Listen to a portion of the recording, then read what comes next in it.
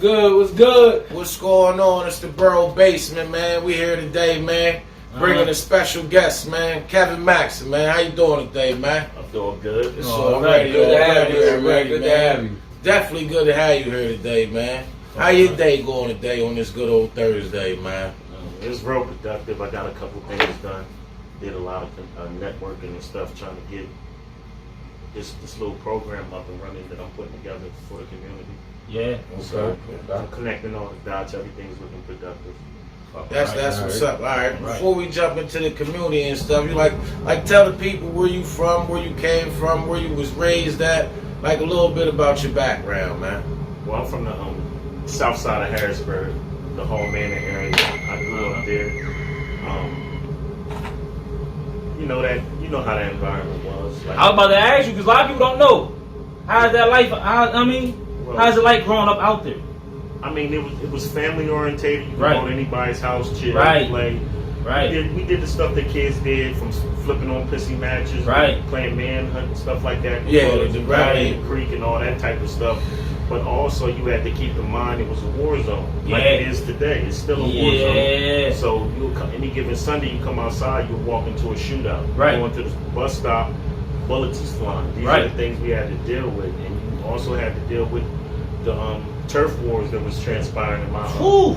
That was heavy. Ooh. That was heavy back. That was heavy back in the day. That was heavy. That was The heavy. hill and south against uptown Right. wars and stuff like that. So all that is part of the culture in which I grew up in and I evolved in. But I think it just made me a stronger individual. Absolutely. So, what was your motivation? Because you've been through the jail system. You know what it's like going through that. So, what was your motivation behind the walls to be like, listen, I'm going to change, and then I'm going to come out and help my people. Like, I'm going to come out and I'm going to be frontline and do more action than talking. Because you definitely out there, you're on the front line. And you do more action than talking. Yes. So, what was your motivation behind all that? What did it feel? Well, ultimately, I had to hit my rock bottom. You know, in and out the system, in the juvenile system, then going into the adult system, and experiencing nothing but pain, heartache, stress, and depression of black males incarcerated in cages like animals. Right. And you see so much negativity, and it's just like at some point you gotta rise above that. I know the demographic in which I came from, and I looked at that jail sentence, that 6.5 years I did, it's like a turning point. Do I want to do this for the rest of my life? Absolutely. Or do I want to go home and do something meaningful? Absolutely. So once I got to jail, I started writing out my blueprint. And since I've been home, I've been executing everything I put together. I feel that. From publishing my own poetry book, like the poetry book, I wrote that poetry 10 years ago. That's what's And up. when I published it, every poem in that book is relevant today. Yes. Everything I wrote, I was ahead of my Let time. the people know the name of that book. Yeah. You can get it on Amazon, man. It's KEV MAXSON's The Pariah Project of Poets Cry. And the reason why I named it that, because a pariah is a social outcast. Right. With the way I think and the way I carry myself, coming from where I came from, I was always seen as a pariah. Like, even though people knew me from the side of being in the streets, but I still go home and read a book and study and watch educational stuff and always refine my mind no matter what I did out on the streets. Right. And it was always a part of me. I was always thirsty for knowledge and eager to learn. Right. So when I got in the prison system and started being around lifers, they gravitated towards me because they seen my potential, seen I was a natural leader. Right. In prison, I was a leader. I led people in many different ways. I taught people how to read. I taught people how to write, count, and all different types of stuff. People who were illiterate in prison. So it's just a part of me to naturally lead and help people. I got a big heart, and sometimes my big heart get me in trouble. Now when you going through that, right? And you know throughout the city. So do you get mad at your friends, like certain friends, when you feel like they should be there while you going through that in your positivity, but they not there how you think they should be there? You know what I mean? Like, because you know everybody got different friends. You got your street friends, you got these type of friends, these type of friends. But what you doing is positive. Is everybody backing you like how you think they should back you? Well, see, people back me in the way that they know how. You got people that may not support my events, but they support me in silence and behind the scenes. And they're rooting for me. Case in point, when I ran for office, I had 20% of an incumbent's vote Right. Okay. And they put me on house arrest. I couldn't even campaign during my running for office. Okay. A state legislator of the 103rd district. Right. And I got 20% of an incumbent's vote. That's unheard of, especially being a felon. See, when people tell me you can't do nothing because of this and because of this and because of this, and they put them obstacles and barriers in front of me, I find a way to hurdle them or walk around them or break them down. You definitely gotta get through. I've never been the type of individual to take no for an answer. I don't care what they tell me. I feel that. I feel that. True leader. Born leader. Now, what you doing? What you doing? The prison reform, heavy in the community with the unity celebrations, the community cleanups. Like you real active. Like, what made you get into that? Where it's like, all right, I'm gonna start home, because I see you first. You started out the South, right? So it's like, all right, I'm gonna fix home first, and then I'm just gonna bounce around and hit every neighborhood and let them really know that I'm out here. You know, want to clean up and everything. Like, how do you feel about the gun violence and all that's going on? Ultimately, so I'm gonna go back a little bit. When it came to me transitioning to be a leader, when I was in the streets, I was a leader as well. People followed me, people hung with me, people dealt with me for all the wrong reasons. And when I sat back and looked at that, I was like, damn, I'm mismanaging my potential and who I am as a young black male in society. So I took that same ambition, that same format and structure, and converted it into something positive. If I can lead you to do dumb stuff and nonsensical things and destroy our community, I can equally lead you to do something positive and productive. Absolutely.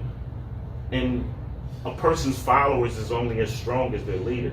And if their leader is morally bankrupt and don't have no integrity or no concept of principles, he can't lead you properly. He don't going to lead you to a jail cell, which I did many people, or to an early grave. Right. Yeah, you're right about that. You're right about that. Right there. So part of it was me taking accountability for the mistakes and bad decisions I made and the mismanagement of black youth. And I caused myself and my family pain just as much as I called our society pain. So the best way to change that narrative is become a beacon of hope and a beacon of change for everybody. Right. Like right now, I know it's some young guy looking up to you. Right? When you was that young guy, who was you? Who was you looking up to?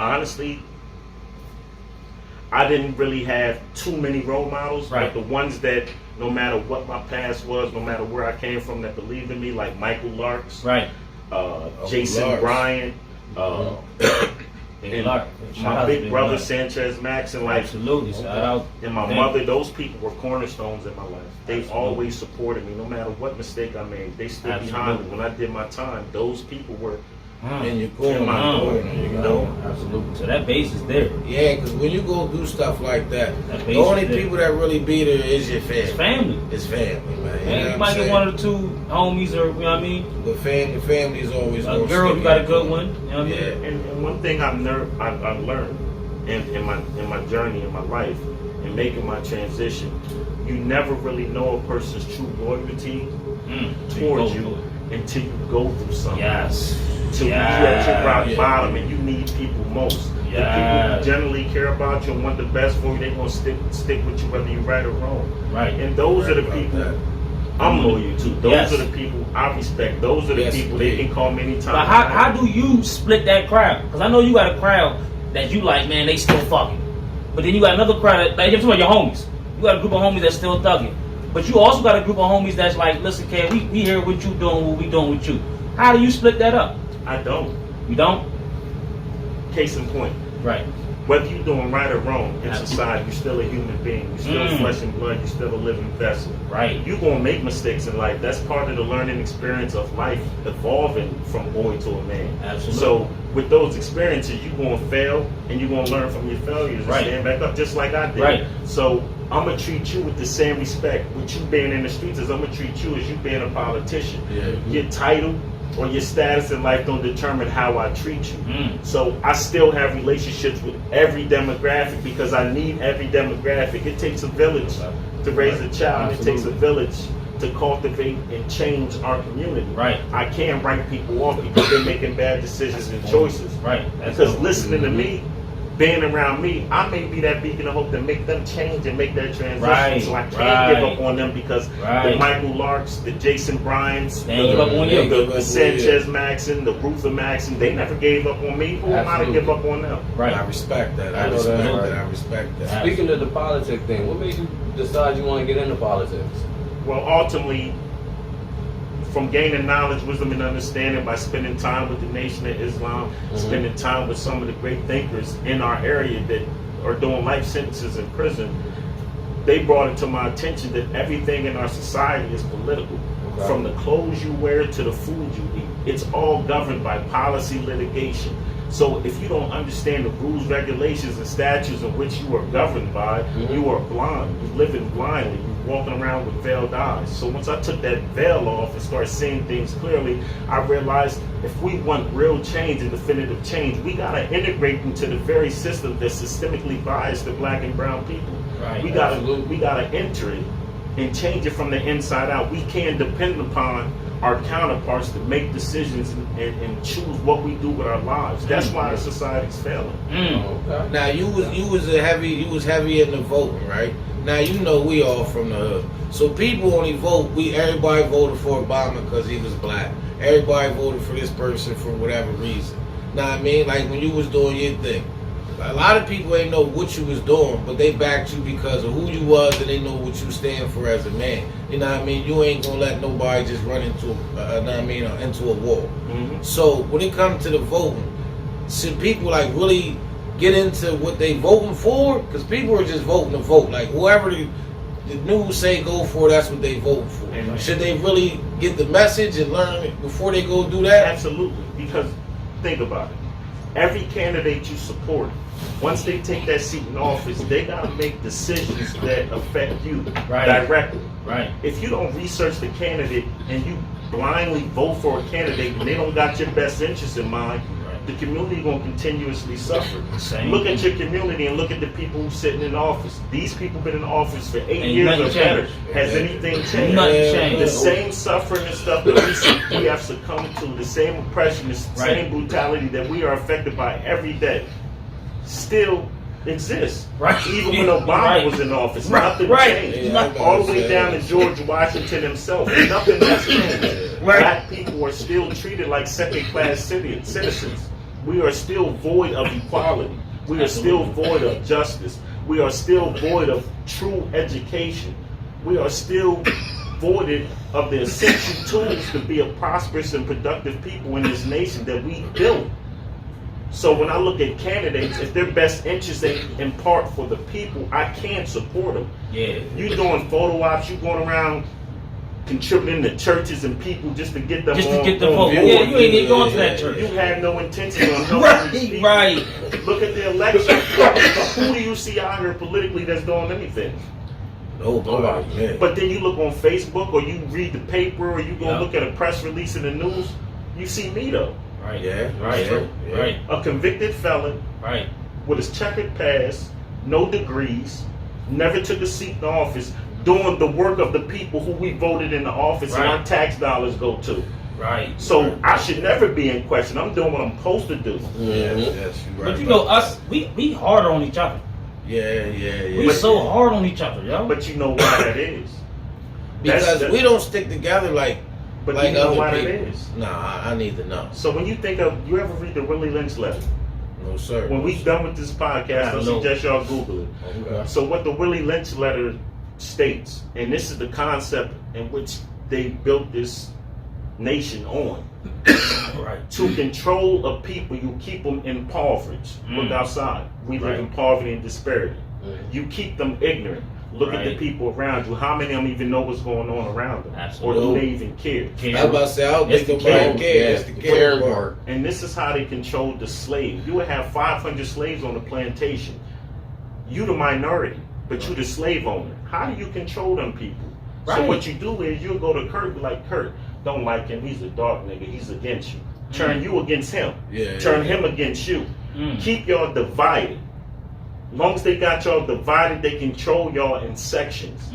So they manipulate and control y'all to do what it is they want you to do. And if you look at our society today, We're divided. That's true. We're shooting and killing each other. Absolutely. We're fighting over geographical locations and territory we don't even own. We don't even own. We're hating one another over women. We hating one another over superficial possessions. We hating everybody over everything intangible. You're right about that. You're right about so what they did is they blinded us and made us our own enemies. They don't gotta walk around with hoods on no more and kill us and hang us and lynch us because they conditioned us to do it to each other. Yeah, you're right about that. And they doing it on video and everything. Now they getting away with this shit. Getting away with it, man. Well, the reason they get away with it because we consider 3/5 of a human being. Pursuant to the Constitution, we are still considered property. We are not human beings. We are second-class citizens. Yeah, we don't have the same. Treated better than we do. We don't have the same liberties in this nation. But these people actually think they're free. You can't be free. Right.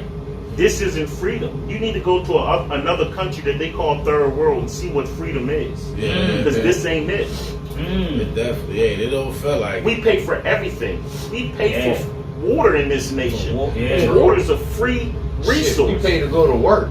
Everything costs. You ain't getting that. You see what I'm saying? Yeah, everything we pay to work. So it's essential as black males and females in any society to learn the rules and regulations of government and understand it. It's essential to research every candidate. It's essential to learn. That's why they made that statement up. If you want to keep something from a nigga, put it in the book. How many of us actually go look in the book? None of us. And what's even more sickening, all of us got smartphones and cell phones with a Google app on it. We can look up any information we want right there and get it instantly and educate ourselves. We do not do that. We don't ask questions. We should question everything. Everything. Are we scared or we just don't care? I don't think we scared. I don't think it's because we don't care. Yeah. I think it ain't hit home. People care once they hit home. Nah, but it's by design. Think about it. When we went to school, did they teach us to look for these things? Did they educate us on these things? They even took civics out of schools now. So now we ain't even getting taught a class about government. We don't know about the branches of government. We don't know about checks and balances. We don't know about what presidents do, what the legislators do. We don't know nothing about what goes on in our society but to be black and we struggle. Go through the bullshit. That's crazy. So is that one of the reasons you started Voice for the Voiceless? Because that's a powerful movement and I see what it is. So what you all got going on with that movement? Well, that movement, and the reason why it's called Voices for the Voiceless is because we speak for those who don't speak for themselves. We fight for those who don't have the ability to fight on their own. And we stand in solidarity with anybody being brutalized or mistreated in our society wrongfully. Right. You know what I'm saying? And it's essential. And under the First Amendment, we got the right to peaceful assembly as well as freedom of speech. If I don't speak up for you, how you gonna know it's a problem if you ain't never addressed it? Because you don't know it's a problem because you don't look at it. Meanwhile, I'm calculated and I look at everything. I question everything. So once I get the information, I distribute it to y'all so y'all can be aware of it. Right. I read a book by a guy named Ellis Coates. It's called Colorblind. That's when I first understand what racism actually meant. And it was breaking down how blacks treat blacks differently in different countries based upon their looks. Right. And he stated, if a conscious mind is incapable of spreading consciousness behind himself, then what help is there for our futures? So basically what he's saying is if I attain some knowledge, and I know if I share this with the larger population and I educate them, I can change their direction and help them be more productive individuals. I can save your life just by giving you plant a seed in your mind. Yes, you can. Yes, you can. So when you see me going live, when you see me at these conferences, when you see me speaking out, when you see me addressing stuff that I know to be wrong, it's because it's essential that somebody speak for us. Because if I don't, who will? Yeah, absolutely. Yeah, absolutely. Right. You definitely got to do that. You definitely got to keep that going, man. You know, we behind that all the way. 100%, 100%, bro. 100%, man. Oh, you know what I'm saying? Man. I mean, I remember you had a little boxing career going on. You know what I mean? Yeah. I remember. I mean, because I said that because you know I got a couple of fighters I was sponsoring. You know what I mean? I got into the little box. I love it. It was beautiful before the Corona hit. You know what I mean? Shout out to Roy, the animal. You know what I mean? That shit was beautiful to me. You know what I mean? So once I got into it, brought up that jukebox. I'm like, oh shit, I ain't gonna big on you, you know what I mean? Yeah, and see, like y'all know, I've always been a fighter, and I did that to harness my skills and make me a more perfected fighter and being able to protect myself and my family. But in the same token, once I got in the ring, and I came to the realization, well, damn, everybody they put me in front of looked like me. Now there's a competition to make us destroy and beat each other up for their profit. I can't support that. I can't support that. That's why they sent you to gladiator school. And I walked away from it, and I made a bad decision to get back into the streets, which I shouldn't have did, and I ended up serving time for it. But that time I just served was the best time of my life because it woke me up to the reality of I ain't giving myself value. Now, what do you say to the kids? Because you know everybody be like, man, when is that light bulb going to hit? Because you know everybody's light bulb don't hit at the same time. You know what I mean? Like, do you let them know, like, listen, that one day it's just going to be that day where you wake up and be like, man, I'm done and this is what I want to do. Because everybody got to go through it, you know what I mean? Because it took me a long time till I was like 30 to be like, the light bulb hit where, all right, I got to do this for the family, for the kids, and do that. Is it like something you can tell the kids, like, why they making that mistakes or whatever they doing? Like, it's never too late to change. Like, it's never too late. You know what I mean? To go ahead and get on the right path and do whatever you gotta do. So what I'm actually doing is leading by example. Yeah. Y'all know my history. Y'all know my trials and tribulations. Y'all see where I'm at today. That's what makes all that set the stage for me to be here today for this conversation. This was already written. This is already predestined. So I can't just tell y'all, listen, put the guns down, put the drugs down, then what? How y'all gonna provide for your families? That's how the young ones is gonna look at you. That's how the young ones gonna look at you. But so that's why I'm trying to create actionable items. So okay, put the guns down, but I got something for you with more incentive. I was about to say that. I can push you into some type of training, get you some certifications, put you in some job placements so you can provide for your family. Now it ain't gonna be as much as lucrative as selling drugs, but it's a start. You will be able to survive. You will build equity. You will establish and build your credit. The long run's better. Then you'll be able to take care of your family and uphold your responsibilities, because the average drug dealer may sell drugs 5-10 years, may circulate $100,000, may have $100,000 in cash. He get indicted, he go to jail, he got to sit down for 20 years. That $100,000 only break down to about minimum wage. So all the sacrifices and bad decisions you made led up to you spending your time in a cage where you lost life you can't get back, and the money you generated don't even amount to nothing. Whereas if you'd have been home working for that 20 years, slow grind, stacking your money, saving your money, establishing credit, investing in the things, purchasing properties, renovating, making affordable housing for your community, you would have established an economic stronghold in which you would have legacy wealth. So when your day comes and you perish, you can pass that on to your family. Now, how important is their credit? Because everybody just got on the credit joint this year. You know what I mean? Where they want to fix their credit and all that. Like that's really important. Like to get your credit right. And it's very important. It's actually vital. It's essential. We live in a society that's a credit state. Everything is based on credit and debt. And if you don't got credit, you don't really have sustainability, because you don't gotta have physical money no more. Credit to get you further than money. Prime example, look at my brother. On paper, my brother's worth over $800,000. He got a $500,000 home. He got $200,000 in cars. And he's comfortable. He got money in the bank. He has consistent employment. His wife as well. So they already created their legacy to pass on. So their children won't go without. And see, when you a working class citizen, you don't work just thinking about yourself. You think about those who follow you. And money and credit is just as important as knowledge, wisdom, and understanding. Handing down education and knowledge is just as essential a tool as money and wealth. Because you can lose all the money in the world, but they can't take your thoughts from at all. That's right about that. You're right about that. Because if you lose it and you got the education, you know how to go back and get it. Get it. You definitely know how to go get it. Definitely know how to go get it. Man, that's some real shit. That's some real shit right there, man. Breaking it all the way down. Now, what's your moves for coming up for 2021? What's your schedule plan for the upcoming year? Like, What you got set up? Well, just like 2020, and every year I've been home, the 5.5 years I've been home, I've hit the ground running. So I got another book coming out, The Pride Project 2. I'm working on that. I'm going to be involved in more movies, supporting people's videos. I'm going to be doing my nonprofit, my rallies. I'm going to be addressing prison reform issues. Working on different litigation and policies to introduce the legislator to see if we can get them passed so we can do more for our community. I'm putting together programs that can put equity back in our community. And what I mean by equity, a sense of worth in our community, because we don't have that. We don't have that sense of value. Everybody is defeated mentally.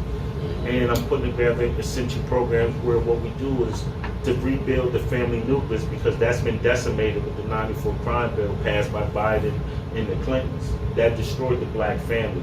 That took every head of household out the home and made the mother or the single parent dependent upon the system. As long as you're dependent upon the system, you will always live in poverty. If you create your own status of wealth, you rise above poverty. And that's what people are starting to do. They're starting to wake up. And that's my whole thing, wake the people up, bring them on board. And currently I'm working with some very powerful people to do some very essential things for our community. Right. And see, nothing I do is for profit for me. I have a non-profit. Everything I do is specifically and strictly for the community and our youth. I don't gain nothing from it. I don't got thousands of dollars sitting in the bank because I sold X amount of shirts or I got grants. No, all my money, 100% of all my proceeds go to the community. So when you see me having them events, when people deny me access or deny me support, I go find the means to make it legitimately and legally so I can address the issue I want to address. And that's just what I do.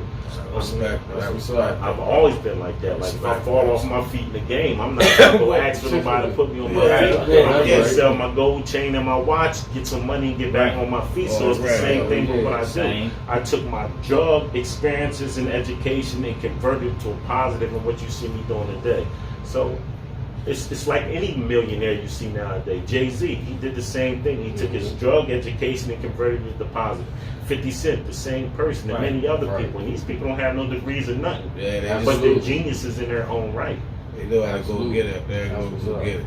Now you want to speak about the Christmas giveaway you got going on that's coming up? Oh yeah, so being as though I don't tag things on a religious basis, I call it December to Remember. It's from the 14th through the 18th. And what Voices for the Voices have done, New Cumberland Voices for Change, as well as Push, Ralph Rodriguez, attorney Greg Mills, the 420 Legion with Miss Lisa up there, Tom Conley, there's just so many people. Giant Foods, all these different people help me make what this is that y'all about to see. I need to get involved with that. I need Borough Boys involved with that. All y'all gotta do is like y'all can go, because this is new to me. I didn't know nothing about this. Yeah, y'all can go on my page. Y'all can, or I can send you the information. I'll send you my paperwork for me being a 501(c)(3) legitimate, so you know everything you contribute and donate. It can be a tax credit when you do your taxes.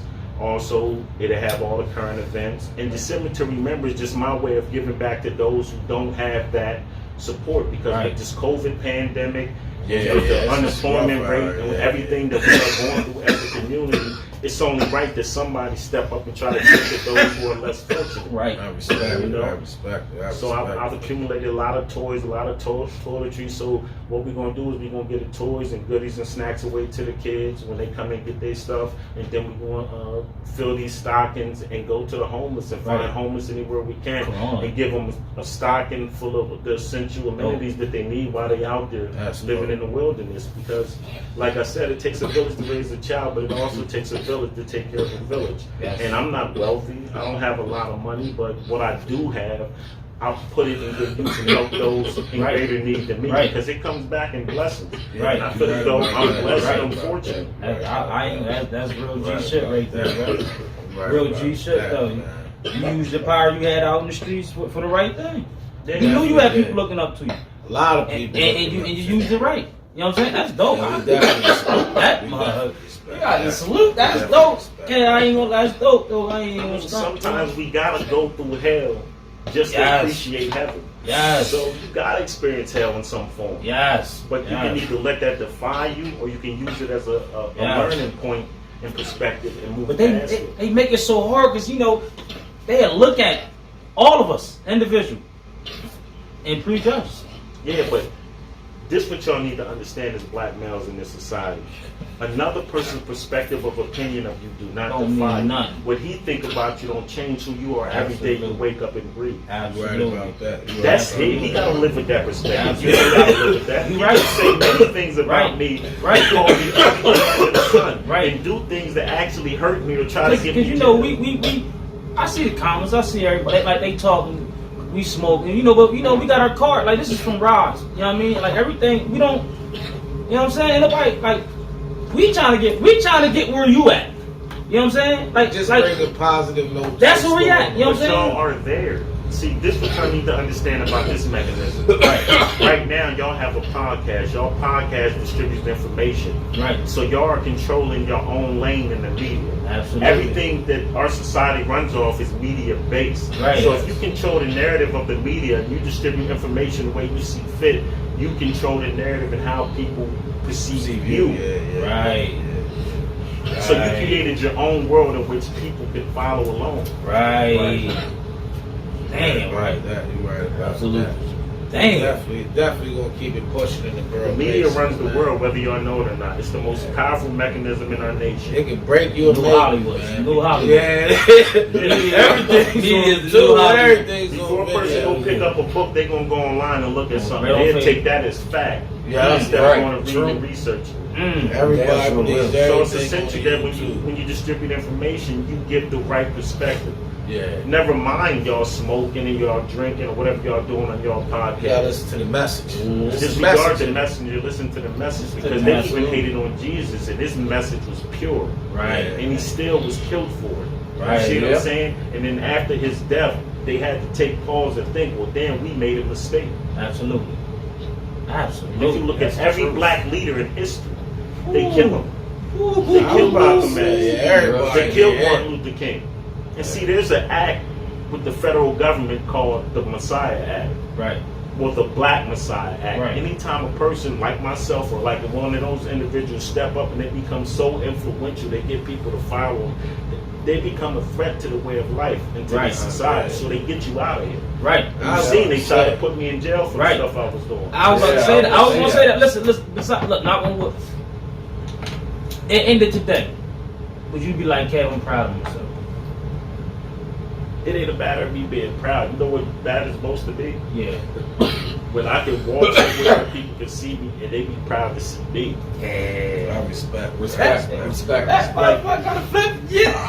Back in the day, I tried doing fear. People fearing me. Right. And that got me nowhere. Right. Now I'm respected. Respect. It's so much more powerful. Respect. Why would I go to sleep stressed out, angry, and depressed about anything when I know I can wake up and people seeing it's gonna put a smile on their face? Right. I'm so proud of you. I love what you're doing. Keep it up. Absolutely. That is reward enough for me. That's my reward. That's love. If I was a nut, y'all wouldn't have me on your show. All right. You just staying down. Always. Yeah. Back, you know? 10 toes down, bro. Always, man. Yeah, so That's dope. Thank you. Listen, man. We definitely appreciate you at the Borough Basement. We want you to know that anytime you got something going Door on, always open. the door's always open. Doors always open. Bro. 5-minute call, we showing up, man. I don't care what you got No going matter on. what it is. The platform's Matter of always fact, open for you, man. do us a favor and get us involved. You know what I'm saying? It's as simple as y'all on my page. Y'all should all be on Facebook. Yeah, Right. yes. Y'all see something going on, hit my inbox. Right. I don't turn nobody away. Yeah, I don't turn nobody away. Right. But what I won't do is go looking for people, because if you wanted to be a part of it, You'll come in. because y'all see what I'm doing. Yeah. And see, I don't live my life based on strength in numbers. Numbers mean nothing. It's quality. Absolutely. If I got a quality level of 5 people, we can do more for our community than 10 motherfuckers. 100 people. Look at these bigger organizations. Yeah. You don't even hear about a lot of them. Right. True. You don't see they do work though. Don't get me wrong, and that's not to slight any of them. They do things in the community, and it's productive, and it's progressive, and it's beautiful. Right. But in the same token, I'm the center of attention because I'm always working. Right. If it's me riding around by myself, I'm working. Right. I'm not out there wasting life. Every time I wake up, I put my 24 hours to use. It's essential. Yeah, That's what life is about. And I spend more time helping others than providing for myself. Like, it'll be times I won't eat. I'll be out there trying to feed other people because they need it more than me. I can pass up on a meal. They can. They don't have the resources I have. And that's the thinking we got to start having. When you see another black man in the street, you don't see him as a potential dependent or a potential enemy. You see him as your brother and you treat him as such. Respect that. So do you think them other candidates either just don't know us or just don't care? I think it's that they ain't from where we from, so they don't really. So that's they don't know us then. Different reality. They don't know our culture, and see that's the problem with black culture. They love the way we dance, sing. I was gonna say that. They love the way we dress. They love. I was gonna say they know it. They know it. They know it. They know it. They love everything about our culture, but they hate us. So it goes back to the statement you made earlier about the messenger. Right. They prejudge the messenger and don't listen to the message. Don't even listen to the Instead message. of critiquing everything that we do, you need to pay attention Listen and to listen what to what we we're saying. telling you. We've been on this planet longer than y'all. We know something. Ooh. Knowledge, wisdom, and understanding is inherent. It's passed on in your bloodline. That's why a lot of us live in fear of an oppressive system. We see a white cop and we automatically get in fear. We get a sense of anxiety when they get behind us because it's been bred in us from servitude. When they used to take the black male in front of his children and his wife, tying to horses, beating brutally, castrating in front of his kids, tarring, feathering, burning, and then rip his body apart in front of him. It made them scared, and we carry that fear in us every day, whether you acknowledge it or not. You could be the most gangster person in the world. You see somebody in a suit or with some type of uniform, you get scared, motherfucker, man. Why? Why? You right. Because we don't know our worth and our true value. They know who we are. That's why you have racism, because they understand exactly who we are. We are the only Homo sapiens on this planet. Everybody else is a grafting of black people. They know that. The deeper you dig on any continent, the blacker it gets. Period. They know that. So the best way to keep us from our greatness is to keep us deaf, dumb, and blind and ignorant to who we are as a people. That's why we gotta study. That's why we gotta read. That's why we gotta share information. That's why we gotta uplift one another. And I ain't gonna be the first or the last leader. Y'all see coming from our demographic. I'm struck a chord and planted a seed in somebody, maybe behind me, waiting. And when my day comes and I get called home, somebody's gonna step up, stronger, more educated, more powerful and ambitious than I was. Right. While you doing it now, do you see anybody, like, while you moving now, is there anybody, like, you got your eye on that you see is, like, making the same move you making? Like, all right, I respect what he's doing, you know what I mean? Like, he's on the right path. He's doing I think I'm unique, and everybody's unique and they all right, but I'm unique in a way because of where I came from, right? Yeah. Like, I'm more similar to what Malcolm X went through than anybody. You know, I sold drugs, I hustled, I manipulated, I dealt with women and done all different types of things, and that made me a better individual because now I'm more diverse in my teachings. I'm more eclectic. I got a broader skill set. So now, like, I'm glad you said that. You coming through more like Malcolm, right? Say you came through more like... Yeah, I was still in that. Mark, would it be different? But I have both similarities. Right. Because when people hear me speak, I sound like Mark. Right. But when I carry myself... But your Malcolm stronger... Your Malcolm image is stronger to the people, I think, personally, than your Martin image is. I think they got... The people that got to know you, sees the Martin. You know what I'm saying? But people that just back here like this, they only see Malcolm. But you know what I'm saying? You never know a person until you sit down and have a conversation. That's what I'm saying. Yeah. I'm saying that too. People always judge me. Like when I went to this meeting the other day, they had their idea of who I was, but they listened to everything people said about me. As we sat there for the 2.5 hours, we sat there in our meeting at the restaurant.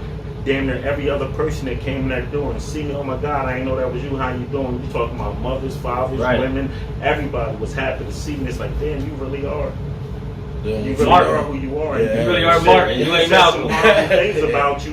And it's like, I just don't see it. Right. I don't understand. And I was like, but you got to understand the deep divide and conquer aspect that was inbred in us by our slave masters.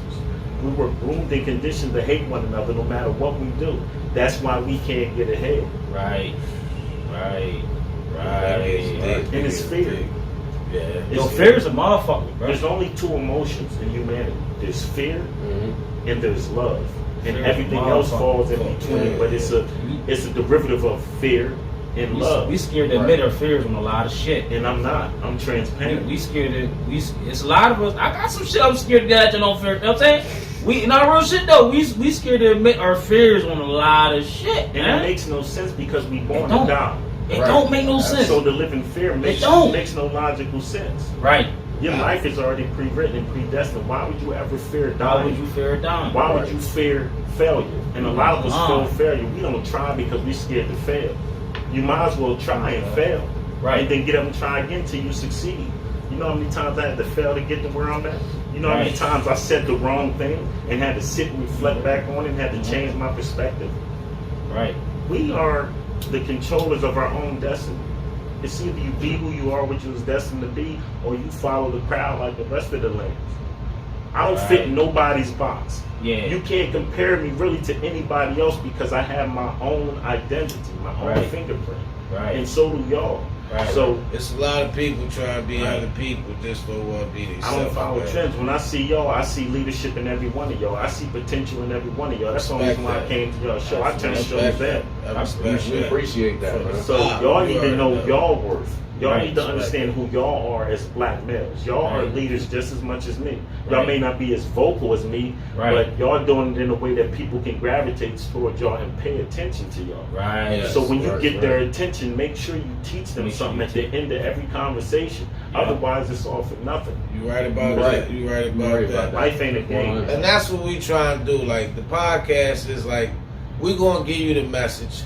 But then we got our days where we gonna bullshit, play around, cause you know, just have fun with it. But at the end of the day, man, we want you to know this is how we feel. Like we here for you, man. It's love for everybody, man. Whatever you got to say, whoever's doing something positive in the community or helping out or anything, man, you can speak and talk. Your clothing line, whatever. The door is open. It ain't no closed door. You know what I mean? We just here for everybody else, just like you would.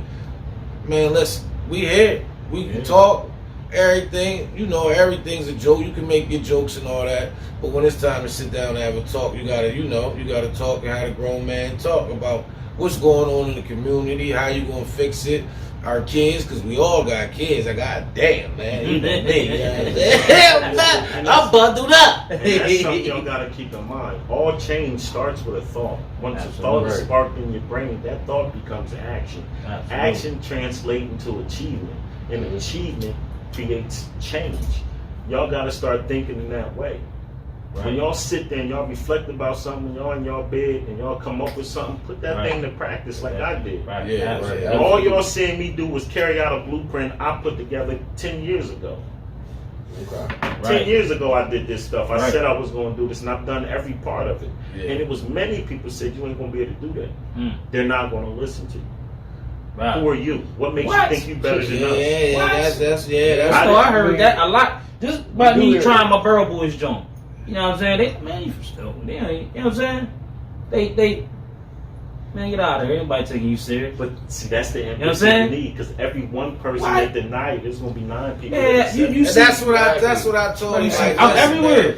Regardless of what they say, regardless of what they say, yo, if we just do it, we gonna do it. Fuck what they say. You know what I mean? We just gonna do what we do, man. And you know what's so great about y'all podcast? It's natural. It's organic. It's ain't nothing staged. Nope. It ain't. It's real. It's real. This is us. That's what I said. This is us. Ain't nothing we doing scripted. These are organic conversations. We having dialogue and we teaching people, and also we learning from one another. Absolutely.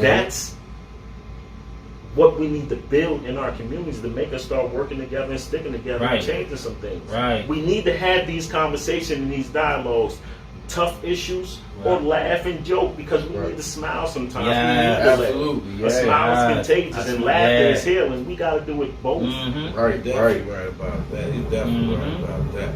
Cause you know I keeps my bullshit. You know what I'm saying? Yeah, but it's times like I be going through something and I be in a situation where I'm like, damn, I'm a little angry or agitated. Right. And I see one of your posts or see something you saying and it make me laugh, and now I done took my mind off the negative and I'm focused. All right, it's time to get back to business. Dope. See, you don't know that you can help me as much as I can help you. That's You dope, may go right. on my page and learn something, but I'm looking for you to make me laugh, to take my mind off something that's troubling. Right. I respect it. I respect it. So that's we what helping makes y'all each other, leaders in your don't own even right. know. You two make me laugh. You say things that hit at home and it'll be like, damn, he got a point. Right. We all help each other. Absolutely. Don't even know it. That don't mean I don't support y'all, because y'all see. Right. Right. I'm on your page watching too. I know, I see you, Cam. We see it. I see you, and I like it. I'm glad you see me laugh. Yeah, because I'm I'm watching y'all seeing too. it. Even before I knew about all this. Right. Yeah, absolutely. 100. You know that's our King Cabby right there. King You know what Cabby. I'm saying? 2 thermals in one big hoodie with the DMX chain. You know what I'm saying? You gotta He's have here, the love. rhythm, man. Under no circumstances should y'all ever change who y'all are. Nah, Respect, never. Stay who y'all are. Absolutely. Appreciate Because that. y'all doing very important work, man. Appreciate You know it. Appreciate that. Appreciate Appreciate that. Appreciate that. Appreciate You good. already know, bro. You already know, man. Definitely. And y'all know how we doing it, man. Borough Basement, man. Yeah. Special guest, KEV MAXSON, I already know what it is. Borsellini, CJ the Cabby, man. It's a wrap up, man. Y'all know how we doing it, man. You know what I'm saying? Bringing the message to the people, man. Right.